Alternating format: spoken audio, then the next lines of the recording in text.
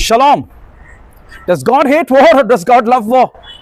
Why has Israel started this war suddenly against Iran out of the blue? This is a question that many people are asking. And in this video, we want to address some of these matters about war. What does the Bible talk about war in the Old Testament and in the New Testament? Let's remember that Iran started this. On the 13th of April and on the 1st of October 2024, Iran fired in 300 and 200 ballistic missiles into Israel, targeting men, women and children, civilians, not targeting military installations, targeting civilians.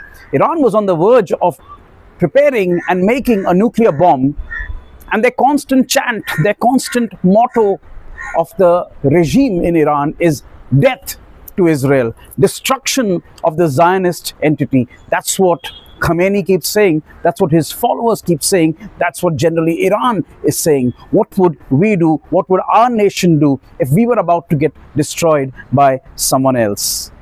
In this video, we look at the biblical purview or the perspective of war. We look at the times that we are living in, because as Christians we need to be guided not by what the media says, we need to be guided by what the Bible says. And what does the Bible say about the times that we live in? Are we close to the end times? Are the last days upon us? What should our response be? How should we be preparing? And what is God's will in all of this situation? I invite you to watch this video that we have done in the Hindi language. I hope you are blessed by it. We would love to hear from you. Thank you once again and shalom. I am sure हम लोग सब follow कर रहे हैं क्या क्या हो रहा है इजराइल को लेके, सारे मिडल ईस्ट का जो सिचुएशन है और कितना टेंस हुआ है सब कुछ इस समय में। कई क्रिश्चियंस के मन में ये सवाल उठा कि क्यों इजराइल ये कर रहा है। एक मेरे दोस्त ने मुझे एक मैसेज भेजा जो यूके में है, he is a Christian believer, और उन्होंने मुझे मैसेज भेजा saying that why has Israel started this out of the blue, मतलब अचानक कुछ नहीं हो रहा था, सब कुछ ठीक था, तो इजराइल ने क्यों ये स्टार्ट किया। तो हम लोग इसको थोड़ा आज देखेंगे। इसके बारे में हम लोग को पहचानना ज़रूरी है कि हम किस समय में रह रहे हैं। अगर मैंने आज किसी को सवाल पूछा कि समय क्या है, व्हाट इज द टाइम, क्या जवाब मिलेगा मुझे? क्या आप कहोगे 8:35 हुआ है? Is it 8:35? और परमेश्वर के प्रोफेटिक टाइम क्लॉक पे क्या समय चल रहा है, क्या हो रहा है दुनिया में, और कैसे हम ये सब को रिलेट कर सकते हैं बाइबल के साथ। तो हम लोग कुछ वचन देखेंगे आज इस टॉपिक को लेके, इजराइल, ईरान, मिडल ईस्ट का सिचुएशन क्या होने वाला है, और हम लोग रिलेट करेंगे उसके साथ। मेरा और एक पास्टर के साथ बात हो रहा था कुछ दिन पहले, और उन्होंने कहा मुझे कि believers today don't understand what is going on. Believers को पहचान नहीं हो रहा है क्या हो रहा है, क्योंकि हम सबको लगता है कि न्यू टेस्टामेंट में कोई युद्ध नहीं था, तो सब कुछ आत्मिक तौर से ही देखा जाता है। और मुझे लगा उनकी आवाज़ से कि वो भी थोड़ा कन्विंस्ड था ये आर्ग्यूमेंट, तो इसलिए वो अपने मेंबर्स की पीछे से लेके उन्होंने ये मुझे स्टेटमेंट किया। Believers think today that everything is spiritual and fighting and war is only spiritual in the new testament, ऐसा करके उन्होंने कहा मुझे। और मैंने उनको एक्सप्लेन किया। एक्सप्लेन करने के बाद उसको समझ में आया, क्योंकि वो खुले मन के इंसान थे, थैंक गॉड। लेकिन आज हम लोग देखेंगे, आज के वचन में we will see and examine as per the word of God. Convince मत होइए क्योंकि मैं कह रहा हूं, कन्विंस होइए क्योंकि परमेश्वर का वचन कुछ कह रहा है। तो शुरुआत करने के लिए हम लोग एज़ेकियल नबी का किताब खोलेंगे 38 अध्याय में, चैप्टर 38, क्योंकि कई प्रीचर्स और कई बिलीवर्स सोच रहे हैं अब के दिन, आज के दिन, कि एज़ेकियल 38 में जो युद्ध है, जो युद्ध प्रोफेसाई किया था एज़ेकियल नबी ने, वो आज के दिन शुरुआत हुआ है, उसका शुरुआत हुआ है।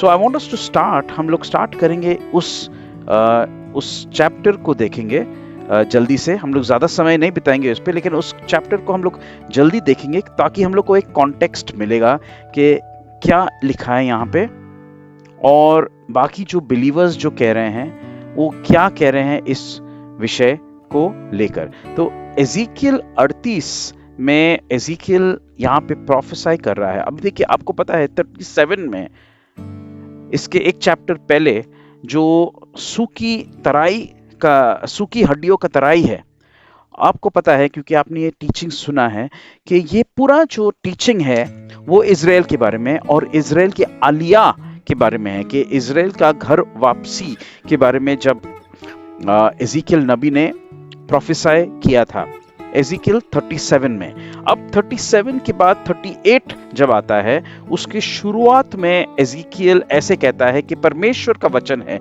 Now the word of the Lord came to me, परमेश्वर का वचन आया मेरे पास, कहते हुए मनुष्य के पुत्र, तुम्हारा मुंह Gog of the land of Magog और the chief prince of Meshech, Meshech का जो मुख्य राजा, और उनके खिलाफ तुम ये एक प्रोफेसी भविष्यवाणी दो। Gog from the land of Magog, और चीफ प्रिंस मतलब मेशेक और तुबाल के मुख्य राजा के विरुद्ध प्रोफेसाई करो। मैं आपको जानकारी देना चाहता हूं कि कई साल से, बहुत from many years, Christian teachers और कई बिलीवर्स का ये विश्वास है कि ये परमेश्वर एक्चुअली रशिया के बारे में कह रहा है। आज का लास्ट 10-15 साल से बाइबल स्कॉलर्स, हिब्रू लैंग्वेज के स्कॉलर्स, आर्कियोलॉजिस्ट ने प्रूफ किया है कि ये एक्चुअली रशिया के बारे में नहीं है। ये एक्चुअली जिक्र हो रहा है यहाँ पे टर्की के बारे में। और आप अगर छठे वचन को देखोगे, यहाँ पे लिखा है from the remotest parts of the north.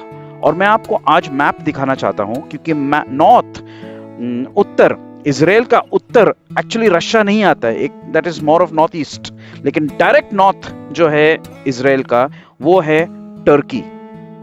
और मैगोग जो जगह है वो Turkey, in the ancient world, पुराने वर्ल्ड दुनिया में मैगोग एक्चुअली टर्की का एक जगह था। तो गोग जो मैगोग से आता है, और कई बाइबल स्कॉलर्स कहते हैं कि गोग एक्चुअली इज स्पिरिचुअल, एक स्पिरिचुअल नाम है, क्योंकि हम लोग प्रकाशित वाक्य में भी गोग को देखते हैं। तो गोग एक्चुअली शैतान है, शैतान जो मैगोग से आ रहा है, टर्की से आ रहा है। और अब उनके साथ कोई कुछ देश ज्वाइन होने वाले हैं। और 5वें वचन में आप देखोगे मेरे साथ, यहाँ पे 5वें वचन में लिखा है पर्शिया, पर्शिया। ओके, तो मैंने ये इसको हाईलाइट किया है। और ऑफ कोर्स कुश एंड पुत जो नॉर्थ अफ्रीकन नेशंस है, इथियोपिया, यमन भी उसमें साथ मिला हो सकता है, बिकॉज एंशिएंट मैप के अनुसार हमको इसको देखना है कि उस तरीके से कि एज़ेकियल ने कैसे देखा था उस समय में। एज़ेकियल के समय में जो पर्शिया था, आज के दिन वो ईरान है। तो हम देख रहे हैं यहाँ पे कि एज़ेकियल नबी ने कहा था कि ये होने वाला है। अब कब होने वाला है, ये सवाल ये है।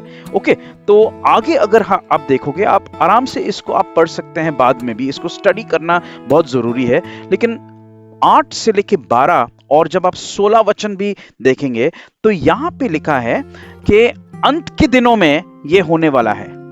और परमेश्वर कह रहे हैं कि आप मतलब कौन? गोग, मागोग, पर्शिया, और ये जो पूरा जो कोएलिशन ऑफ कंट्रीज आने वाले हैं, अंत के दिनों में आप आओगे उनके खिलाफ। It's written there whose inhabitants have been gathered from many nations, उनके खिलाफ जो लोग कई देशों से इकट्ठा होके आए हैं इजराइल देश में।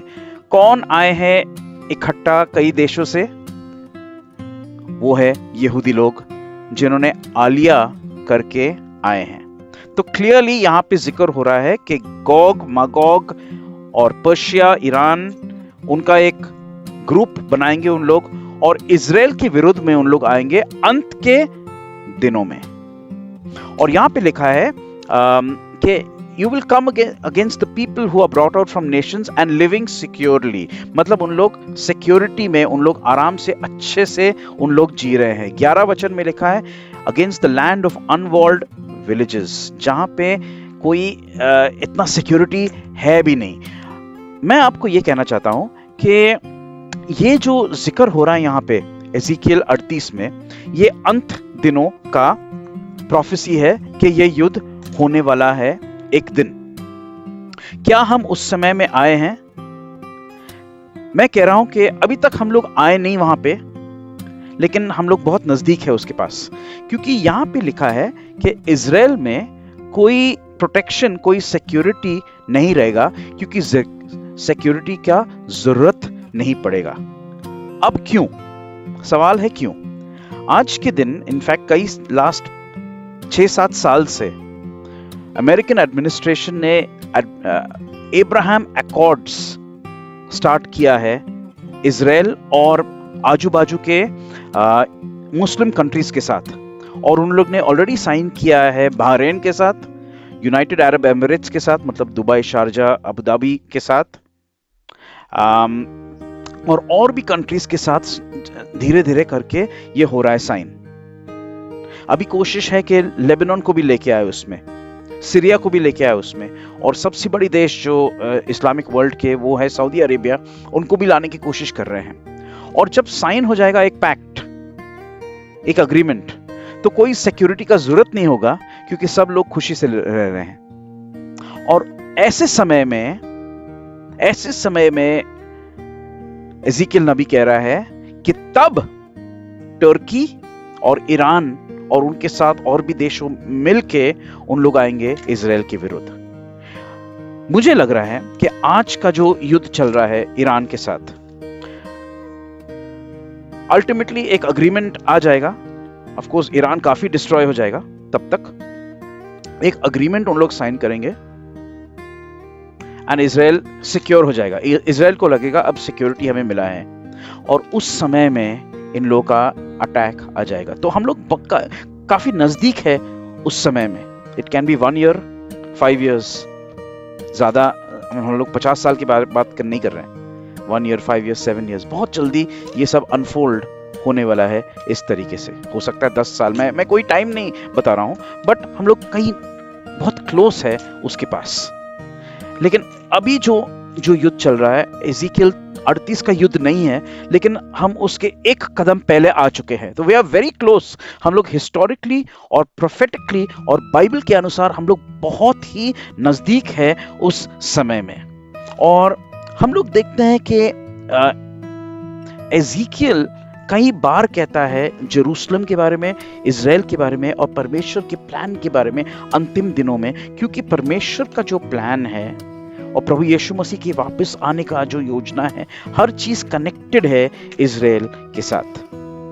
Everything is connected to that. We are very near the end times. हम लोग बहुत नजदीक हैं, और प्रभु यीशु मसीह के फॉलोअर्स, शिष्य होने के नाते आप और हमारे पास साथ एक एक्सपेक्टेशन है परमेश्वर का कि हम अंजीर के झाड़ को देखें। अंजीर का झाड़ आपको पता है, हमें पता है कि वो है इजराइल। हम लोग उस झाड़ को देखें, क्योंकि प्रभु यीशु मसीह ने खुद कहा कि जब तुम देखोगे और जब तुम्हें पता चलेगा कि यरूशलेम को चारों तरफ से घेर लिया गया है, तब अपने आंखों को उठाओ, तुम्हारा छुटकारा उस समय आ जाएगा। प्रभु यीशु मसीह का आना इजराइल के साथ कनेक्टेड है, और ये युद्ध के साथ कनेक्टेड है। बात यह है कि आज के दिन जो चल रहा है, युद्ध चल रहा है, प्रॉब्लम्स चल रहा है, उसका फाइनल रिजल्ट क्या होगा?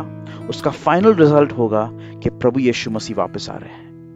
प्रभु यीशु मसीह वापस आएंगे, इजराइल को छुटकारा देंगे, इजराइल को जिताएंगे, और सारी दुनिया के ऊपर अपना राज बसाएंगे यरूशलेम में बैठ के। और इसलिए आमेन, और इसलिए हमें उन कुंवारी के जैसा रेडी होना जरूरी है। उन 10 कुंवारी थे, आपको पता है, सब आए थे उनसे मिलने के लिए, ब्राइड ग्रूम से मिलने के लिए, दुल्हा से मिलने के लिए। दुल्हा जब आया, 5 लोगों के पास, 5 ब्राइड ग्रूम्स के पास काफी तेल नहीं था। दे वर नॉट पेशेंट इनफ, उन लोग थक गए, अरे छोड़ो यार, जिंदगी भर हम लोग रुके हैं, हर प्रीचर यही बात कह रहा है, उनका तेल खत्म हो गया।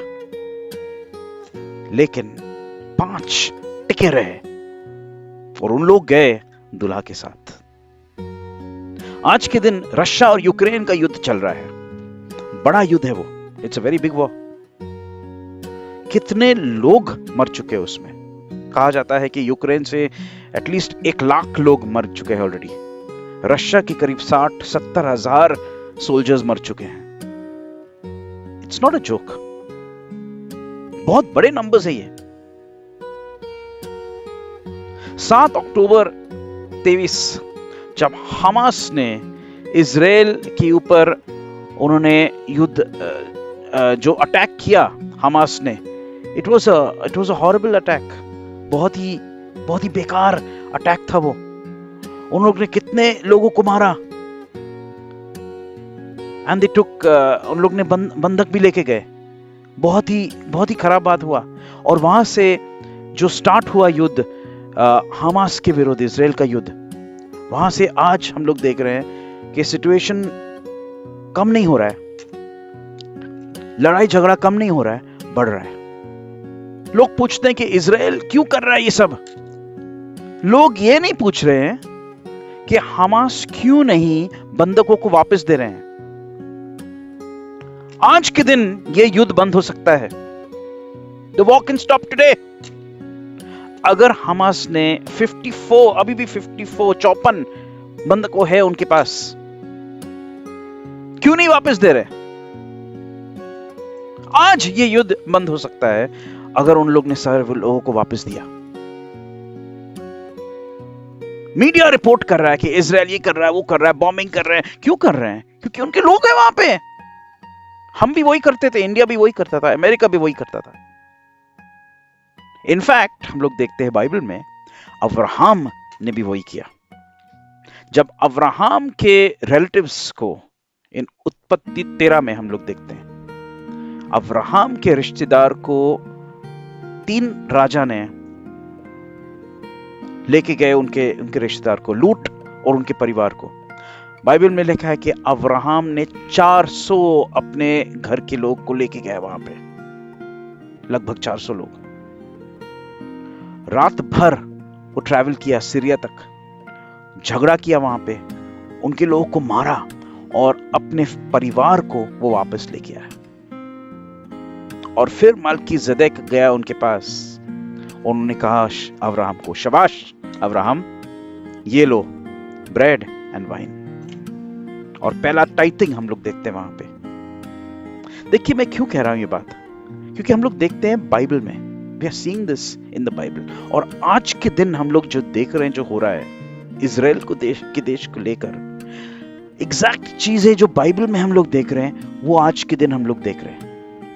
बाइबल में हम लोग जब देखते थे या देखते हैं, हम लोग कहते हैं वाओ, प्रेज द लॉर्ड। लेकिन वही क्रिश्चियंस जो देख रहे हैं कि इजराइल सेम चीज कर रहा है जो अब्राहम ने किया था, क्रिटिसाइज कर रहे हैं इजराइल को। हम लोग समझ नहीं पा रहे हैं कि क्या हो रहा है आज के दिन, क्योंकि हम लोग कनेक्टेड नहीं है प्रोफेटिक भविष्य समय के साथ। That is the sad thing. Israel को लेकर क्यों ये सब हो रहा है, क्यों ये सब युद्ध हो रहे हैं, क्यों ये सब प्रॉब्लम्स हो रहे हैं? एज़ेकियल नबी ने कहा था, एज़ेकियल 5:5 में, अगर कोई पढ़ सकता है हमारे लिए हिंदी में तो I will be very happy. Ezekiel ने कहा, Thus says the Lord, this is Jerusalem.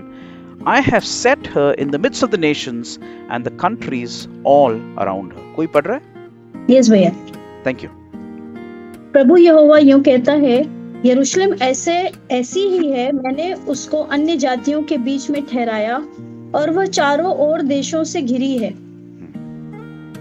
तो एज़ेकियल कह रहा है कि देखो, इस तरीके से वो डिस्क्राइब कर रहा है यरूशलेम को कि देखो, यरूशलेम जो है दुनिया का सेंटर पॉइंट है। इस तरीके से वो ऐसा लैंग्वेज यूज कर रहा है, राष्ट्रों के बीच में, अन्य जाति के बीच में, इन द मिडल। इजराइल जो है, यरूशलेम जो है, दुनिया का सेंटर पॉइंट है। यरूशलेम क्यों इंपॉर्टेंट है? जकरिया नबी क्या कहता है? हम लोग देखते हैं जकरिया नबी का हम लोग दो वचन देखेंगे। जकरिया 14 और 8 में लिखा है, in that day living waters shall go out from Jerusalem. जहां पे जकरिया कह रहा है कि उस दिन यरूशलेम से जीवन का जल फुट निकलेगा। तब यहोवा सारी पृथ्वी का राजा होगा और उस दिन एक ही यहोवा और उसका नाम भी एक ही माना जाएगा। किस दिन ये होगा? 8वें वचन में कह रहा है कि जिस दिन यरूशलेम से जीवन जल फुट निकलेगा, उस दिन दुनिया में एक राजा होगा। जैसे ब्रदर जैक ने प्रार्थना किया आज, अलेनो की प्रार्थना यहां से ही आता है। अलेनो की प्रार्थना एग्जैक्टली इस वचन पे निर्धारित है, जहां पे लिखा है कि एक राजा होगा, उनका नाम एक होगा और केवल उसकी आराधना की जाएगी उस दिन। किस दिन और कहां से? और वो है यरूशलेम से। क्यों हो रहा है झगड़ा इतना? क्यों हो रहे प्रॉब्लम्स इतना? क्यों ईरान का इतना तकलीफ है उनको इजराइल के साथ? क्योंकि शैतान इस बात को खत्म करने की कोशिश कर रहा है। हम लोग यिर्मयाह की किताब खोलेंगे, यिर्मयाह चैप्टर 17 और उस एक वचन को हम लोग देखते हैं। सॉरी, यिर्मयाह चैप्टर 3 वर्स 17, 3:17। यहाँ पे लिखा है, at that time they shall call Jerusalem the throne of the Lord. उस समय क्या होगा? यरूशलेम के बारे में क्या लिखा है? सिस्टर पढ़ लीजिए। उस समय यरूशलेम यहोवा का सिंहासन कहलाएगा और सब जातियां उसी यरूशलेम में मेरे नाम के निमित्त इकट्ठी हुआ करेंगी और वे फिर अपने बुरे मन के हट पर ना चलेंगी। यस, आमेन। यिर्मयाह कह रहा है कि प्रोफेटिकली एक समय आएगा जब यरूशलेम यहोवा का सिंहासन कहलाएगा। कैसा होगा ये बात? याद रखिए, हम लोग हर क्रिसमस में क्या पढ़ा जाता है ऑलमोस्ट एवरीवेयर दुनिया में, वो है गब्रियल का भविष्यवाणी, जो गब्रियल ने मिरियम को कहा था कि जो बच्चा आपके अंदर से आएगा वो बच्चा दावीद के सिंहासन पर बैठने वाला है। Luke chapter 1 I think verse 32 मेरे ख्याल से है, मैं मेमोरी से कह रहा हूं ये बात। ओके, तो गब्रियल ने ये कहा था। यिर्मयाह क्या कह रहा है? उस समय यरूशलेम यहोवा का सिंहासन कहलाएगा, the throne of the Lord, क्योंकि राजाओं का राजा, प्रभु का प्रभु यरूशलेम में बैठने वाले हैं उस सिंहासन पर, और सारी दुनिया के ऊपर वो राज करेगा। आमेन। लेकिन उस समय आने के पहले, बिफोर दैट टाइम कम्स, बहुत युद्ध और प्रॉब्लम्स होने वाले हैं। वो समय इतना आसानी से नहीं आएगा। हम लोग देखते प्रकाशित वाक्य में, हम लोग देखते दानियल की किताब में, एक पीरियड आने वाला है जिसको कहते हैं द ग्रेट ट्रिब्यूलेशन। बहुत ही कठिन और बहुत ही दुख भरी समय होने वाला है। Lot of wars are going to take place. कई लोग, अनफॉर्चुनेटली कई लोग मरने वाले हैं, बहुत डिस्ट्रक्शन होने वाला है। और सवाल यह है कि क्या परमेश्वर को अच्छा लगता है क्या कि लोग मर रहे हैं? Does God like it? नहीं, परमेश्वर को बिल्कुल अच्छा नहीं लगता है। अगर आप पढ़ सकते हैं प्लीज हमारे लिए एजीकियल नबी का 18 अध्याय और 23 वचन। यहाँ पे हम लोग देखते परमेश्वर के हृदय के बारे में एक बात। परमेश्वर पूछते हैं, do I take pleasure in the death of the wicked, declares the Lord, rather that he would turn from his ways and live. पढ़ लीजिए प्लीज, एजीकियल 18:23। प्रभु यहोवा की ये वाणी है, क्या मैं दुष्ट के मरने से कुछ भी प्रसन्न होता हूँ? क्या मैं इससे प्रसन्न नहीं होता कि वह अपने मार्ग से फिरकर जीवित रहे? यस। तो परमेश्वर कह रहे हैं कि देखो, आई डोंट लाइक इट, मुझे अच्छा नहीं लगता है। लेकिन याद रखिए कि परमेश्वर ने आपको, हमें और सारी दुनिया के लोगों को एक मर्जी दी है, एक फ्री मर्जी दी है। He is given us a free choice. और यदि हमने जिंदगी चुना, हम लोग आशीष पाएंगे। अगर हम लोग ने मृत्यु चुना तो हम लोग श्रापित हो सकते हैं, या मतलब उसका कॉन्सिक्वेंसेस, उसके रिजल्ट्स आ जाते हैं हमारे ऊपर। It's not a good thing to say श्रापित, लेकिन देखिए चॉइस दिया है हमें परमेश्वर ने, और परमेश्वर यही कह रहे हैं कि मैं नहीं चाहता हूं कि दुष्ट लोग भी मरे, परंतु मैं चाहता हूं कि उन लोग घूम जाए, और लोग अगर नहीं घूम रहे हैं, खुद अपना चॉइस लोग ले रहे हैं। So God does not like to fight, God does not like wars। लेकिन हम लोग ये भी देखते हैं बाइबल में परमेश्वर के बारे में कि हम लोग परमेश्वर को एक नाम से हम लोग पुकारते हैं, और वो है हिब्रू में अदोनाई ज़ेबाओथ, या हिंदी में हम लोग कहते हैं उनको सेनाओं का यहोवा। कौन सा सेना? काहे का सेना? कौन से सेना की हम लोग बात कर रहे हैं यहाँ पे? द लॉर्ड ऑफ होस्ट्स, सेनाओं का यहोवा। कौन सा सेना? क्या आत्मिक सेना है ये? Well, he is the commander of the forces of heaven। और ये हम लोग देखते हैं बाइबल में बार बार कई वचन। हम लोग जल्दी से, मैं ये स्लाइड को मैं जल्दी से पढ़ने वाला हूं, और हम लोग देखते हैं निर्गमन 15:3 में, जहां पे लिखा है the Lord is a warrior. जो हिब्रू शब्द लिखा है यहाँ पे के मिल्कामाह, और मिल्कामाह एक आत्मिक वॉरियर नहीं है, लेकिन एक शारीरिक वॉरियर है। यहाँ पे एक्सोडस निर्गमन 15:3 में लिखा है कि परमेश्वर मिल्कामाह मतलब एक झगड़ा करने वाला, he is a warrior, he is an army man, उस तरीके से उनका जिक्र किया गया है। और वही शब्द हम लोग देखते हैं स्तोत्र 18:34 में, जहां पे लिखा है, दावीद कहता है he trains my hands for battle. वही शब्द लिखा है यहाँ पे। तो दावीद कह रहा है कि जो परमेश्वर है, जैसे परमेश्वर है, उस तरीके से उन्होंने मेरे हाथ को मजबूत किया है। क्या करने के लिए? युद्ध करने के लिए। स्तोत्र 24 और 8 में लिखा है, पूछा गया यहाँ पे कि कौन है महिमा का राजा, और वो है the Lord mighty in battle. दोबारा मिल्कामाह यहाँ पे लिखा है, परमेश्वर जो है, जो युद्ध करने वाले परमेश्वर है। सब उद्देशक 3 और 8 में लिखा है, there is a time for war, एक युद्ध का एक समय है। पहले तिमोथी न्यू टेस्टामेंट में, और वो पास्टर जो मुझे कहा कि युद्ध न्यू टेस्टामेंट में युद्ध नहीं है, मैंने उनको ये वचन दिखाया। मैंने देखो पौलुस ने तिमोथी को क्या कहा, fight the good fight of faith. आत्मिक जो आपके विश्वास का युद्ध, आप झगड़ा करो इसके लिए। और जो शब्द उन्होंने यूज किया है यूनानी में, जो लिखा है यहाँ पे, वो कोई आत्मिक युद्ध के बारे में नहीं लिखा है यहाँ पे। जो उन्होंने भाषा यूज किया है वो ओरिजिनल भाषा में, वो है एक शारीरिक युद्ध। It's difficult to digest this, क्योंकि हम लोग के माइंड्स कंडीशन नहीं है ये सुनने के लिए कि न्यू टेस्टामेंट में भी सेम चीज है। लेकिन परमेश्वर सेम है, परमेश्वर बदलते नहीं है। सिर्फ उसका एक समय होता है, हमेशा नहीं करना है, लेकिन इसका भी समय होता है। योएल 3 और 9 में लिखा है, प्रोक्लेम दिस, दुनिया भर में ये घोषित करो। और सेम शब्द लिखा है यहाँ पे मिल्कामाह के लिए, जो किंग जेम्स वर्जन ट्रांसलेट करता है होली वॉर। देशों को बताओ कि समय आ गया है मिल्कामाह, एक युद्ध के लिए, एक कदोश युद्ध के लिए। जकरिया 14 और 3 में लिखा है कि परमेश्वर जाएंगे, ये भविष्यवाणी में लिखा है, परमेश्वर जाएंगे और उन देशों के साथ वो झगड़ा करेंगे, युद्ध करेंगे। कौन से देशों के साथ? जो इजराइल के विरुद्ध आ रहे हैं। और प्रकाशित वाक्य में हम लोग देखते प्रभु यीशु मसीह के बारे में, जहां पे लिखा है ही जजेस एंड ही वेजेस वॉर। कौन?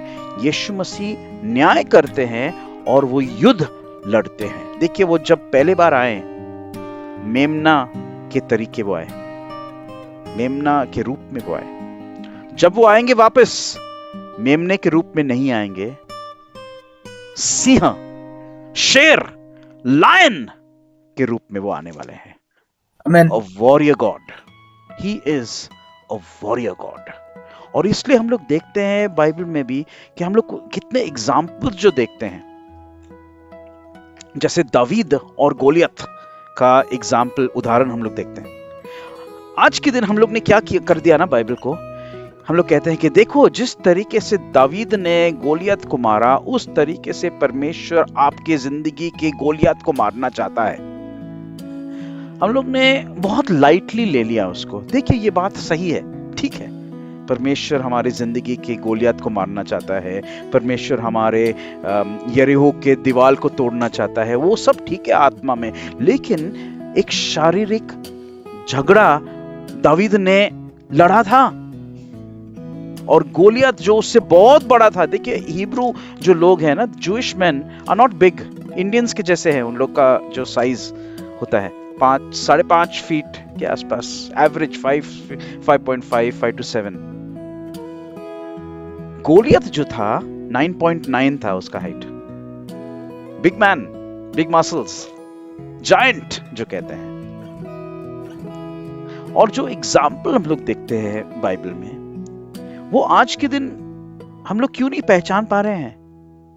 क्यों नहीं पहचान पा रहे हैं कि जब दावीद ने कहा गोलियत को कि सुनो ओ गोलियत, तुम मेरे सामने आते हो एक बड़ा सा भाला को लेकर, तलवार को लेकर, लेकिन मैं तुम्हारे साथ आता हूं, मैं तुम्हारे सामने आता हूं, कोई चीज नहीं है मेरे पास, लेकिन मेरे पास एक चीज है, परमेश्वर का नाम, सेनाओं का यहोवा का नाम है मेरे पास, जो इज़राइल के लिए लड़ता है और जिस नाम को तुमने ललकारा है। और दावीद ने उसको हराया। अब उस बात को लेकर, उस बात के बारे में सोचकर, अभी आप इस मैप को देखिए, ओके? और ये बात याद रखिए आपके मन में कि हम लोग ने क्रिश्चियन लाइफ में ज्यादा फोकस हमारा है कि परमेश्वर का प्यार के ऊपर, विश्वास के टीचिंग में, फॉरगिवनेस पे, चमत्कार पे, हीलिंग्स में, प्रेयर, फास्टिंग, और वो सब अच्छी बात है, ये डेफिनेटली बाइबल की ही बात है, कोई प्रॉब्लम नहीं है उसमें। लेकिन एक बात पे हम लोग ने ज्यादा फोकस नहीं किया है, और वो है कि परमेश्वर युद्ध करने वाले परमेश्वर है। परमेश्वर, इस मैप को आप देख रहे हो, यहां पे परमेश्वर अपने राज्य को बसाने वाले हैं। जो छोटा सा इज़राइल है यहाँ पे, इजिप्ट के ऊपर आप देख रहे हैं लेफ्ट साइड पे, इजिप्ट के ऊपर एक ऑरेंज कलर है, छोटा सा ऑरेंज कलर, वो है इज़राइल। यहाँ पे परमेश्वर अपने राज्य को स्थापित करने वाले हैं और यहां से पूरी दुनिया के ऊपर वो राज करने वाले हैं। फ्रॉम हियर, इस पे हम लोग ने ज्यादा ध्यान नहीं दिया, इस पे हम लोग ने ज्यादा टीचिंग नहीं दिया, लेकिन हम लोग ने देखा है उपदेशक में, इक्लेसियास्टिस चैप्टर 3 वर्स 8, हर चीज का समय है, युद्ध का भी समय है। और आज जो आप देख रहे हो, इस मैप को लेकर जो आप देख रहे हो, आज के दिन युद्ध चल रहा है, युद्ध का समय आ गया है। This is the time of war. और चर्च को पहचानना जरूरी है कि this is the time of war. समय आ गया है, वेक अप। कितने दिन हम लोग रहेंगे पुरानी बातों में, और वो सब बातें अच्छी है, ठीक है, लेकिन समय आ गया है युद्ध का। देखिए इज़राइल को, और राइट साइड पे देखिए हरा रंग का ईरान, साइज देखिए। ईरान इज अप्रोक्सीमेटली, उसका साइज है 16,48 किलोमीटर्स, 16,48 स्क्वायर किलोमीटर्स है पूरा ईरान का रेडियस। इज़राइल का रेडियस कितना है, कोई हमें बता सकते हैं? I am sure exact number किसी के पास नहीं होगा, लेकिन मैं आपको बताता हूं। इज़राइल का रेडियस है 22,000 kilometres, in fact to be precise 21,937 square kilometres.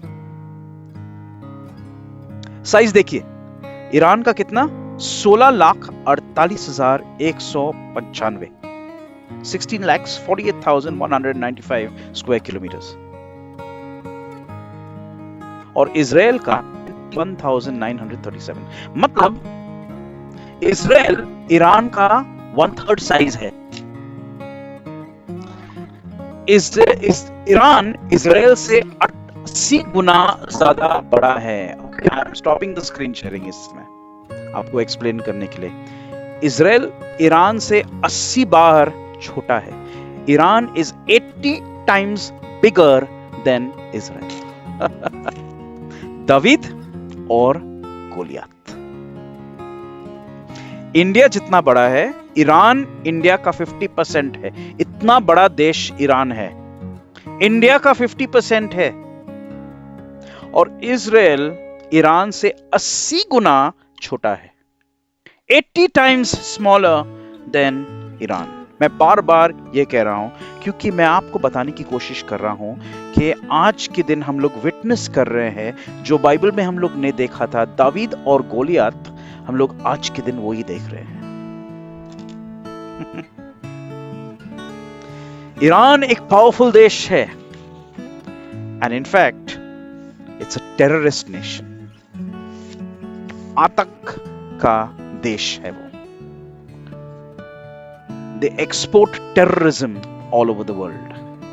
Hezbollah, देखिए इस मैप को आप देखिए, यहां पे सीरिया और लेबनान आप देख रहे हैं, ओके, जो जहां पे मैं पॉइंट कर रहा हूं वहां पे ईरान के पार्टनर्स थे, है अभी भी है, लेकिन इजराइल ने उनको लिटरली खत्म कर दिया है आज के दिन के लिए एटलीस्ट, ओके। नीचे जो हमास ऑपरेट कर रहा था वो भी ईरान के लोग हैं। सऊदी के नीचे आप देखिए यमन, ये है यमन, ब्राउन कलम है। यहां पे हुतीज ऑपरेट कर रहे हैं और हुतीज अपने मिसाइल्स फेंक रहे हैं इजराइल के ऊपर। यहां से सारे ईरान के प्रॉक्सीज हैं, ईरान के लोग हैं। ऊपर टर्की ईरान का पार्टनर है, दोस्त है। टर्की तो अभी तक आया नहीं युद्ध में, लेकिन वो भी समय आएगा। हम लोग क्या देख रहे हैं? छोटा सा दावीद बड़ा सा गोलियत के साथ आज युद्ध कर रहा है।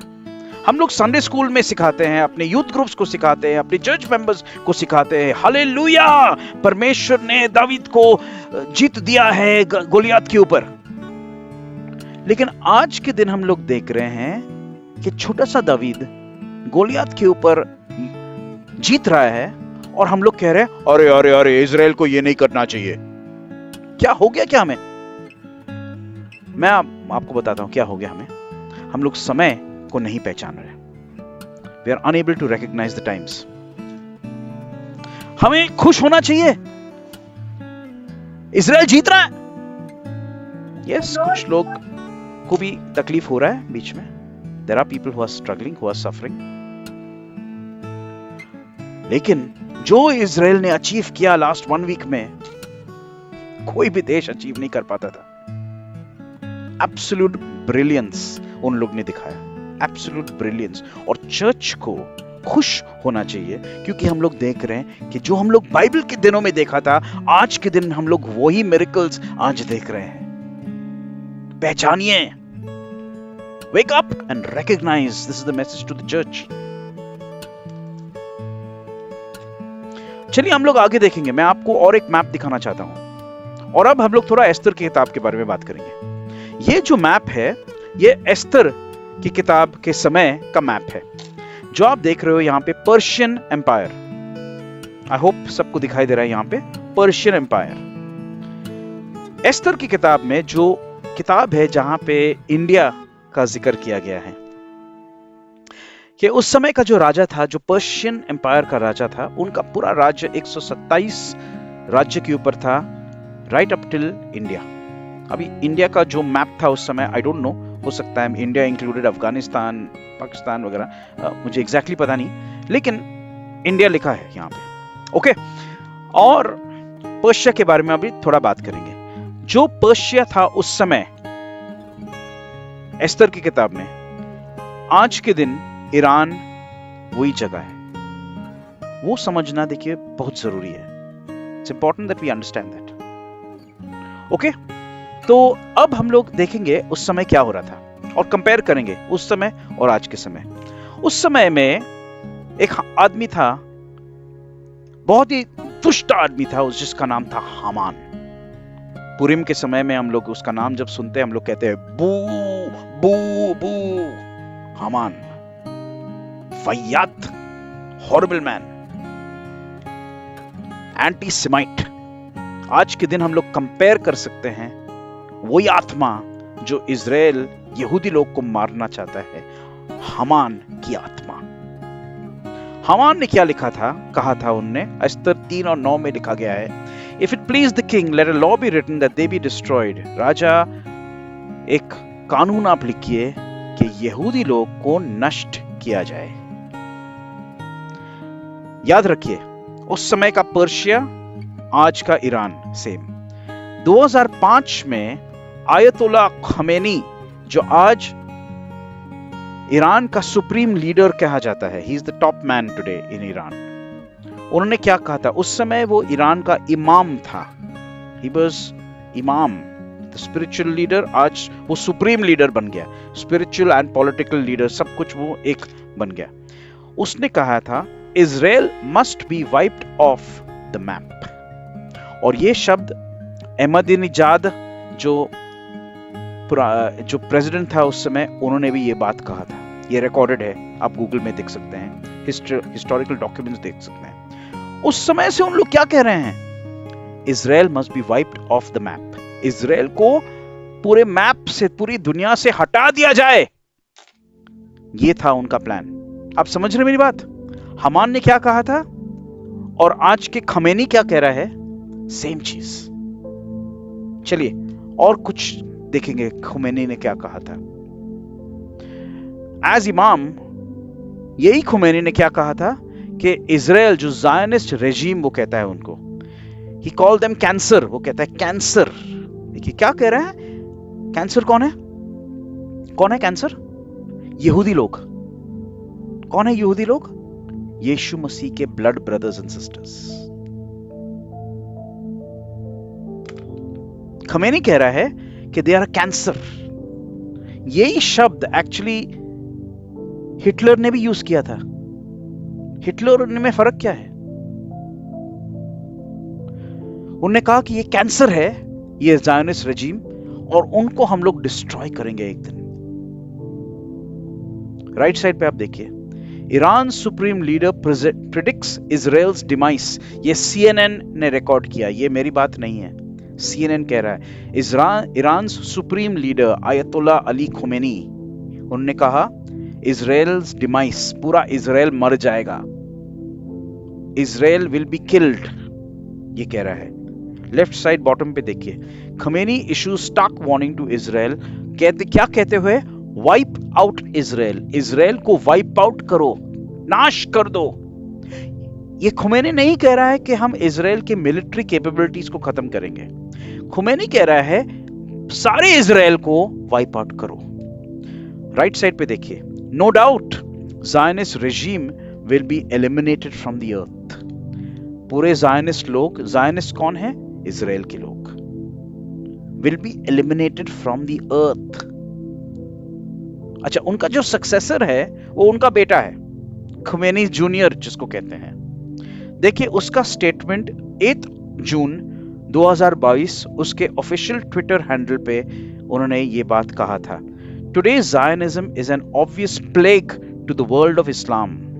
The Zionists have always been a plague even before establishing the fraudulent Zionist regime. Even then, Zionists, capitalists were a plague for the whole world. Now they are a plague especially for the world of Islam. वो क्या कह रहा है कि Zionism, जो यहूदी लोग हैं, जो इजराइल है, वो एक बीमारी है, प्लेग।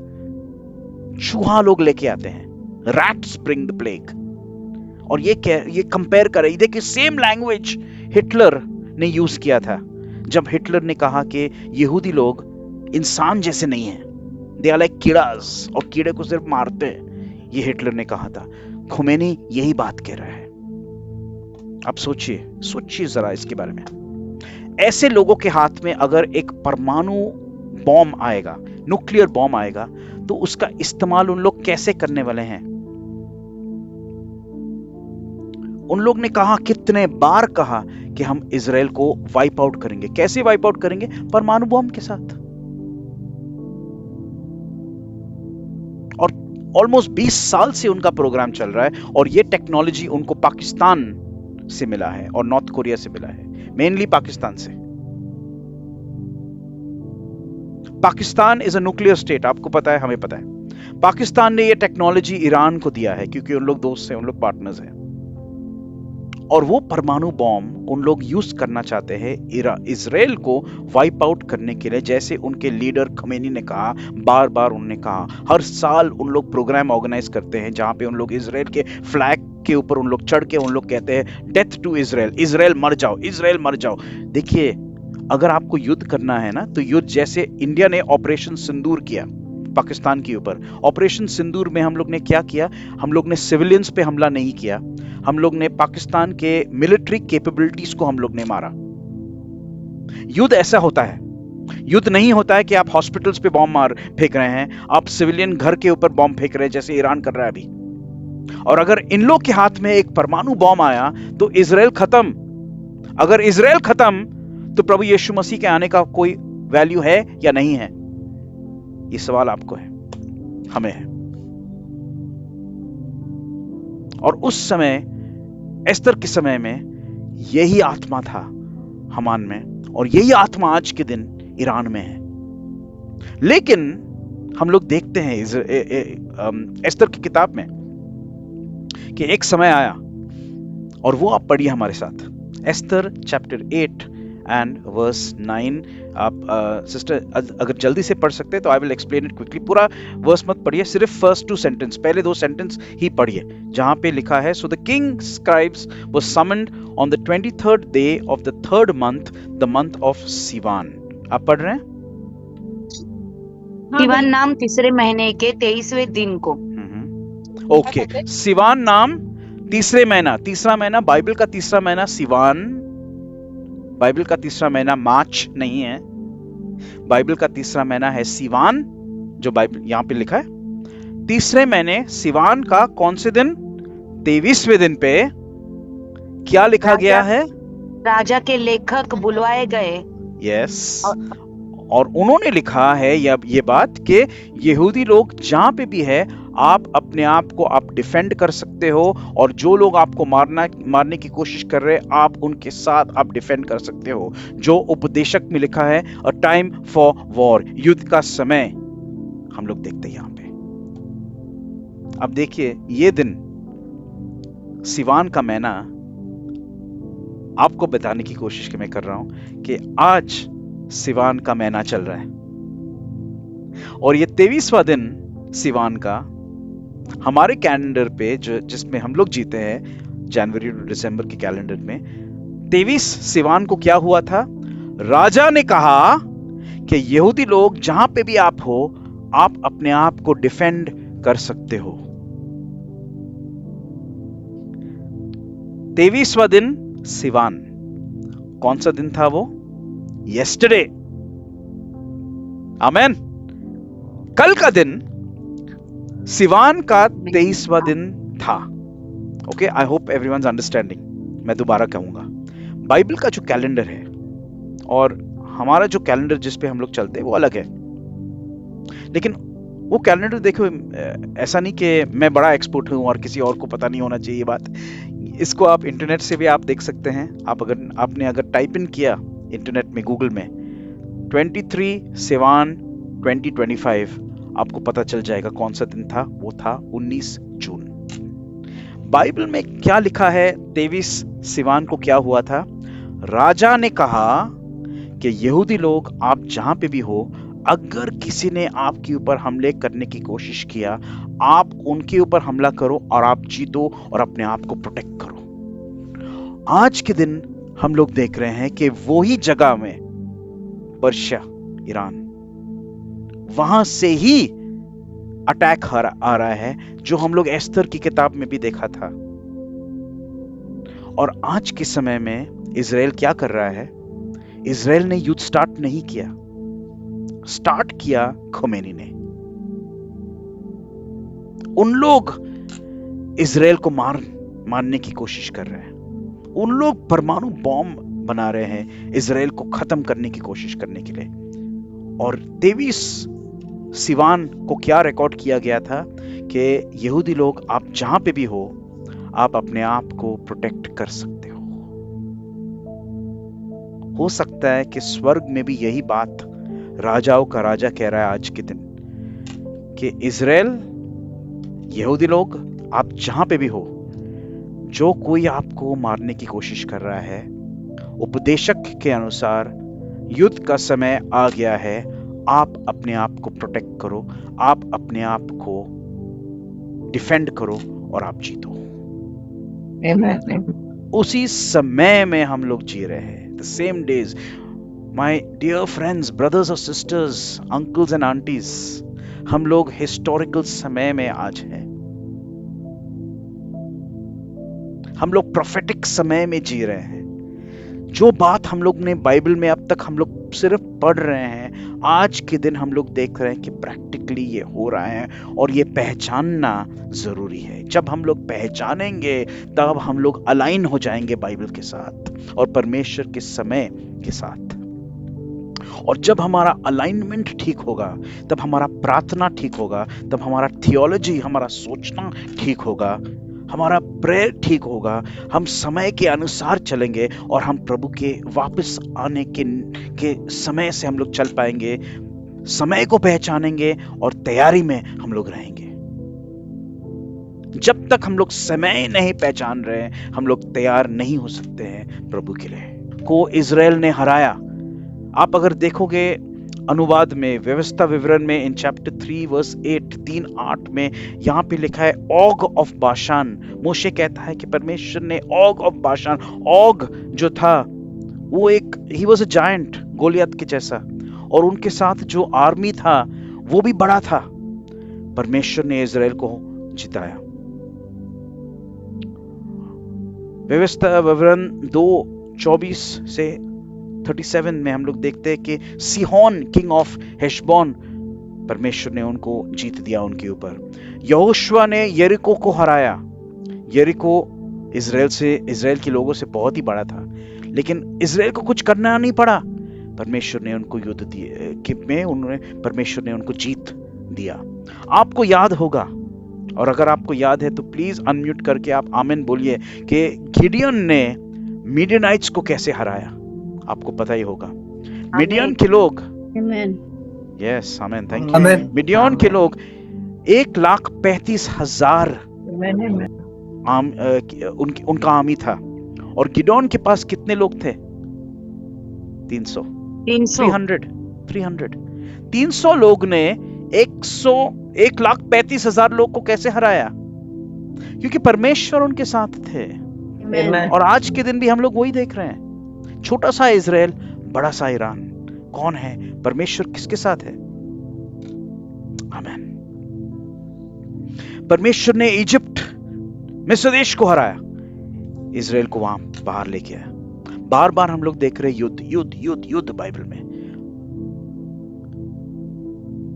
यहोशाफात, दूसरा इतिहास 20 अध्याय में हम लोग यहोशाफात के बारे में हम लोग देखते हैं। परमेश्वर ने यहोशाफात को जीत दिलाया, और उनके खिलाफ जो लोग थे वो है अमोनाइट्स, मोआबाइट्स एंड म्यूनाइट्स। 3 देश के लोग इकट्ठा हुए, जैसे आज हम लोग देख रहे हैं Iran, Yemen and Lebanon.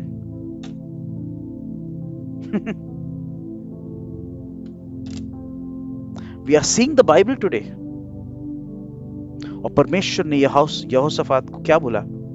Just जाओ, just go in faith, praise and worship करो, और जीत मैं तुमको दूंगा। और हम लोग क्या देखते हैं कि एक रात में परमेश्वर ने 1,85,000 एनिमी के लोग को मारा। हम लोग देखते हैं ये सब बाइबल में। और आज के दिन अगर हम लोग देख रहे हैं तो हम लोग कहते हैं इजराइल कुछ गड़बड़ कर रहा है। सेम चीज हम लोग देख रहे हैं बाइबल में। God is the same, God is the same. निर्गमन की किताब में हम लोग देखते हैं, निर्गमन 2 चैप्टर 2 एंड वर्स 24 वचन में लिखा गया है कि जब इजराइल के लोग मिस्र देश में थे तो उन लोग परेशानी में थे, एंड दे क्राइड आउट। उन लोग ने पुकारा परमेश्वर को, और परमेश्वर को कहा कि परमेश्वर क्या हो रहा है यहाँ पे, what's happening. We are not able to bear it anymore.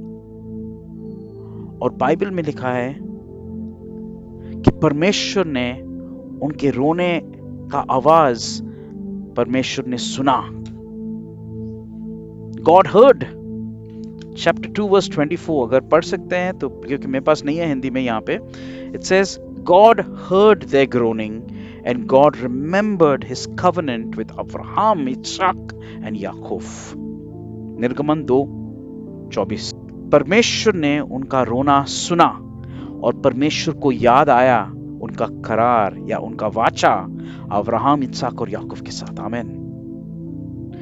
जो इब्रानी में शब्द है परमेश्वर ने सुना, वो है एलोहीम शमा। और शमा का मतलब है परमेश्वर सुनते हैं और एक्शन लेते हैं। परमेश्वर ने सिर्फ सुना नहीं, परमेश्वर ने एक्शन लिया। और परमेश्वर ने क्या एक्शन लिया? परमेश्वर ने मोशे को खड़ा किया और परमेश्वर फाइनली अपने लोगों को बाहर लेके आया और मिस्र देश को खत्म, नाश कर दिया परमेश्वर ने। आज के दिन परमेश्वर सुन रहे हैं इजराइल के लोगों की आवाज। इजराइल के लोग रो रहे हैं कि ईरान के रॉकेट्स आ रहे हैं, हमास के लोग ने आके ये किया हमारे साथ, हिजबुल्लाह के रॉकेट्स आ रहे हैं, यमन हुतीस के रॉकेट्स आ रहे हैं, इंटरनल अरब टेररिस्ट के स्टैबिंग हो रहा है, गन फाइट्स हो रहे हैं। परमेश्वर सुन रहे हैं और परमेश्वर एक्शन ले रहे हैं, क्योंकि युद्ध का समय आ गया है। And the time of war has come. प्रभु यीशु मसीह जब आएंगे युद्ध करते हुए आएंगे। And the time of war का मतलब है परमेश्वर जल्दी से जल्दी इस समय को के चैप्टर को बंद करने वाले हैं। प्रभु यीशु मसीह वापस आने वाले हैं। हम लोग उस समय में हम लोग जी रहे हैं। We are living in those times. समय को पहचानना जरूरी है। समय को पहचानना जरूरी है कि क्या हो रहा है ईरान में। समय को पहचानना जरूरी है कि बाइबल में क्या लिखा था, क्या होने वाला है, किस समय में हम लोग हैं, कितने नजदीक है हम लोग प्रभु के आने के पहले। लेकिन प्रभु के आने के पहले शांति का समय नहीं होने वाला है, युद्ध का समय होने वाला है, परेशानी का समय होने वाला है। इजराइल भी थोड़ा काफी मार खाने वाला है, लेकिन इजराइल जीतेगा क्योंकि परमेश्वर उनके साथ है। और हम लोग देखते बाइबल में बार बार परमेश्वर ने इजराइल को जिताया और आज भी परमेश्वर इजराइल को जिताने वाले हैं। और एक समय आएगा कि प्रभु यीशु मसीह आएंगे, जैतून के पहाड़ पे आएंगे एंड इजराइल को जिताएंगे। And we are very close. हम लोग उस समय से बहुत ही नजदीक है। Brothers and sisters, aunties and uncles, we are very close to that period of time. I humbly put before you कि हम लोग पहचाने इस समय को और हम लोग अपने रिश्तेदारों, अपने फ्रेंड्स, अपने चर्चेस को बताएं। हम लोग इस समय को हम लोग बताएं कि देखो 23 ऑफ सिवान कल का दिन था। बाइबल में क्या लिखा है 23 सिवान के बारे में? आज के दिन हम लोग देख रहे हैं। हम लोग उसी समय में वही द सेम लैंड, वही जो लोग उस समय मारने की कोशिश कर रहे थे, आज भी हम लोग वही देख रहे हैं कि ये हो रहा है। We are seeing history। हम लोग बाइबल देख रहे हैं, लेकिन हमारा रिस्पॉन्स होना जरूरी है। और हर चर्च में, हर प्रेयर ग्रुप में, हर फैमिली में हम लोग प्रार्थना करें। हम लोग इजराइल के साथ खड़े हो जाएं। हम लोग युद्ध करने के लिए जा नहीं सकते हैं, लेकिन यहाँ पे हम लोग उनके साथ खड़े हो सकते हैं। We can support them, we can pray for them। क्योंकि हम लोग पहचाने एज बिलीवर्स, ये हम सो सकते हैं इसके साथ। I can sleep with a clear conscience कि हम लोग सही चीज के साथ खड़े हैं। और हम लोग क्यों खड़े हैं इसके साथ? क्योंकि परमेश्वर का टाई अप है इस भूमि के साथ। God is tied up with this land and with this people. और वही परमेश्वर की भूमि को शैतान डिस्ट्रॉय करना चाहता है। एक वचन को पढ़ के हम लोग एंड करेंगे और वो है आइजाया नबी ने जो भविष्यवाणी दिया था। आइजाया चैप्टर 2 में मेरा रिक्वेस्ट है, प्लीज आप पढ़ लीजिए इसको। आइजाया चैप्टर 2, यशाया 2 और 3 को, या 2 और 3 वचन, क्योंकि यहाँ मेरे पास है नहीं स्क्रीन पे, but I am speaking on this to tell you कि ये है परमेश्वर का प्लान अपने भूमि को लेकर। और यहाँ पे लिखा है कि अंतिम दिनों में क्या होगा, परमेश्वर का वचन, परमेश्वर का तोरा, परमेश्वर के नियम, परमेश्वर का जो हुक्म है सिय्योन पर्वत से, यरूशलेम से जाएगा बाहर सारे लोगों के पास, और लोग कहेंगे कि आइए हम जाएंगे वहां पे परमेश्वर से मिलने के लिए, याकूब के परमेश्वर से मिलने के लिए, उनकी आराधना करने के लिए, क्योंकि वो हमें अपना तोरा, वो हमें अपने नियम, वो अपना कलाम हमें सिखाने वाले हैं। अंत के दिनों में ऐसा होगा कि यहोवा के भवन का पर्वत सब पहाड़ों पर दृढ़ किया जाएगा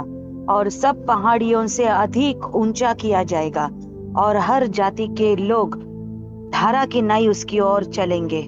और बहुत देशों के लोग आएंगे और आपस में कहेंगे, आओ हम यहोवा के पर्वत पर चढ़कर याकूब के परमेश्वर के भवन में जाए।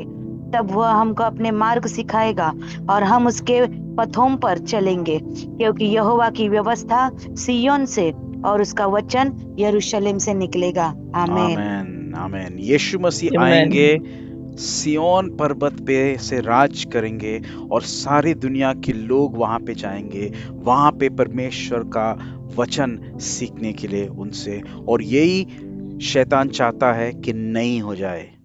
Understand this as a church. We should understand this. Pray for it. Stand with Israel. समय को पहचाने, बहुत नजदीक है प्रभु के आने का। Hallelujah and Shabbat Shalom. Shalom, and thank you for watching this video. If you were blessed, then request you to please click on like and subscribe to our channel. We have several videos that we have made over the years which are uploaded on our channel CFI India. Request you to go through the list and watch them, and we are sure that they will be a blessing to you. For example, we have uploaded 4 videos in front of you right now, and you can click on your screen over here, over here, over here, and over here in case you would like to watch them. We would also love to hear from you, and you can contact us on the numbers that are mentioned on your screen. Thank you, God bless you, and Shalom.